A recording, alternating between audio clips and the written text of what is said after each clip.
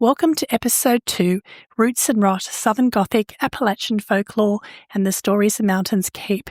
This is Annalise, and I'm your host of Reflections on Gothic Fiction.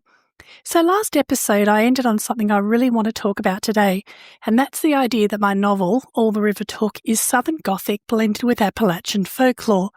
I really want to unpack that properly because those two things didn't just accidentally end up together on the page. They grew from the same soil. But to understand why, you have to understand not just what these traditions are, but why people felt compelled to write them down in the first place, because that impulse, that need to turn darkness into story, that's really what Gothic fiction has always been about. But before I go into that, I want to explain how I fell into Appalachian folklore, because it really did seem like I fell into it. So I'm a remote worker. I work as a writer in an academic setting. About 2 years ago, I came across an advertisement for a program across a number of different US states that actually pay remote workers to move to them. So on the list was a place called Pikeville, and I was really excited. I've wanted to visit Pikeville for a while. It has a really great story. Now, if you don't know Pikeville, let me paint the picture. So it's a small city in Pike County in Kentucky, right in the heart of Appalachia. It's tucked into the mountains in the far eastern corner of the state. And its story is almost too dramatic to be real. So Pike County is famously the home of the Hatfields and the McCoys.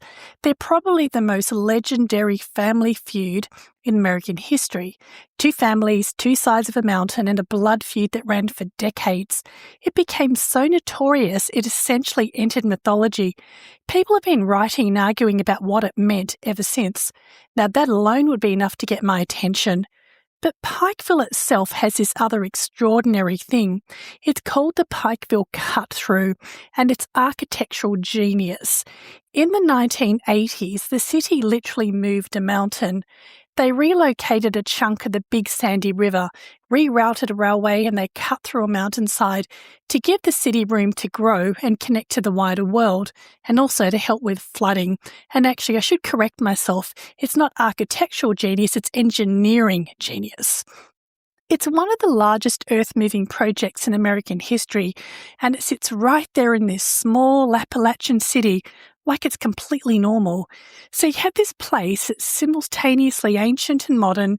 It has centuries of folklore and feud and mountain isolation, and it's this act of almost defiant reinvention. So that tension fascinated me, as did the stunning Appalachian mountain landscape.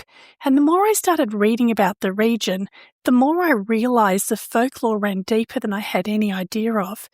So my dive into Appalachian folklore led me down Reddit rabbit holes, and what I learnt was beyond anything I expected, but I'll go into that detail later.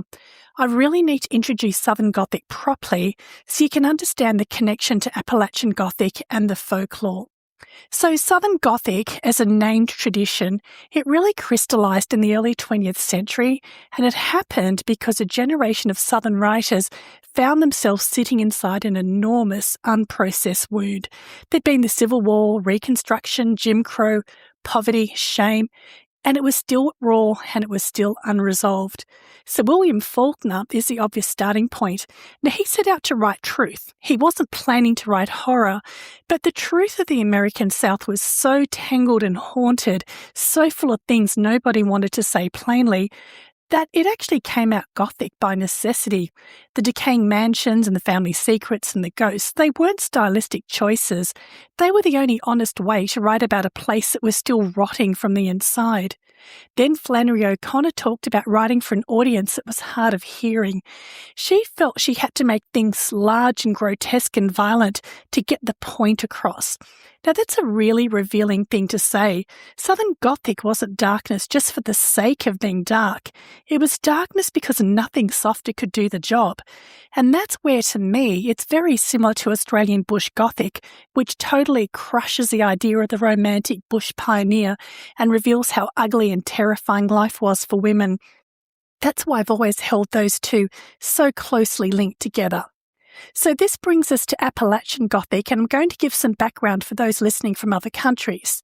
So Appalachia is a mountain region that runs along the eastern spine of the United States. You've got the Blue Ridge Mountains, the Great Smoky Mountains, the Cumberland Plateau. It's one of the oldest and most geologically ancient landscapes in North America, and for a long time it was incredibly isolated. So that isolation meant for generations communities were largely cut off from cities, from institutions, and from the kind of infrastructure that the rest of America was building around itself. When you're isolated like that, storytelling isn't entertainment. It's how you make sense of the world. It's how you pass down knowledge. It's how you warn your children or explain the things that happen in the dark that you just can't explain any other way. So the folklore that came out of Appalachia is extraordinary in how specific it is. They've got hants and boogers, death omens, folk magic, the evil eye, shapeshifters, a whole cosmology around the dead and how they linger. But we're not talking campfire tales that were told for fun. They were a community attempting to process grief, danger, hardship, oppressive poverty, and the terrifying unpredictability of life in the mountains. The dead don't leave in Appalachian folklore. They stay close. With unfinished business, they protect and sometimes they even threaten. And that's not horror. That's a way of understanding loss that keeps the people you love still present in your world. So this idea hit me really hard when I was researching for my Southern Gothic novel. The folklore wasn't superstition that just layered on top of real life. It was woven through it completely, and that's what I wanted in my book. So I drew on Appalachian folklore by introducing crows and Appalachian rules and a large brown creature that smells of death, and I can thank Reddit for that. Now, Appalachian Gothic, as a literary tradition, has roots in writers who were themselves from the region, and they felt the same compulsion that Faulkner did. They wanted to write honestly about a place that the rest of America had decided to either romanticize or look down on.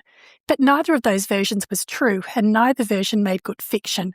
So that brings in writers like Ron Rash, Silas House, and Barbara Kingsolver, in her darker work. They weren't importing Gothic conventions into Appalachia. They were recognising that the Gothic was already there. It was baked into the landscape and the culture. The mountains already had the fog and the isolation and the weight of that grief. The stories already had the thin boundary between the living and the dead. So all the literary tradition did was to give that form. Now, it's also worth naming Hillbilly Gothic here, which overlaps, but it has a different charge to it. So sometimes that term is used for fiction that takes Appalachian people seriously, but it's also been used for stories that treat the region as a place of outsider fear, the dangerous backwoods, the isolated community, and the grotesque. And some of that is rooted in real classism, the horror being of the people rather than with them. The best Appalachian Gothic writers pushed back against that comical stereotyping hard. And that distinction mattered a lot to me because I wanted to write characters who felt like real people shaped by a real place. I didn't want them to be symbols of someone else's fear of the unfamiliar. So I wrote them in by allowing them to speak from their backgrounds and experiences without judgment and without trying to explain it. So to bring the three threads together, it's best to put it this way. Southern Gothic and Appalachian Gothic grew out of the same conditions. Communities carrying histories that were too heavy or too complicated for straightforward storytelling, hardship that needed a different kind of language, a relationship with the past that didn't allow for clean endings. So the folklore, it gave writers the raw material. It was specific, strange, but it was also deeply human. The hardship gave them the urgency. So the Gothic tradition gave them the framework to hold it all together without flinching or apologising. So what you get when you blend them is fiction that feels rooted in a way that can't be faked. It couldn't have been said anywhere else. It couldn't have been written by someone who didn't sit with those stories long enough to understand what they were actually doing. And that's really the heart of what I was trying to build, something that earns its darkness. Next episode, I want to go even deeper into the specific folklore I drew from and how it ended up shaping the story itself, because some of it surprised even me. And I'll read some excerpts from my novel to show you how I gave life and voice to the folklore which still stands to this day in Appalachia. Thanks for joining me for this episode. I'm really looking forward to building on this in the next episode. I'll see you then.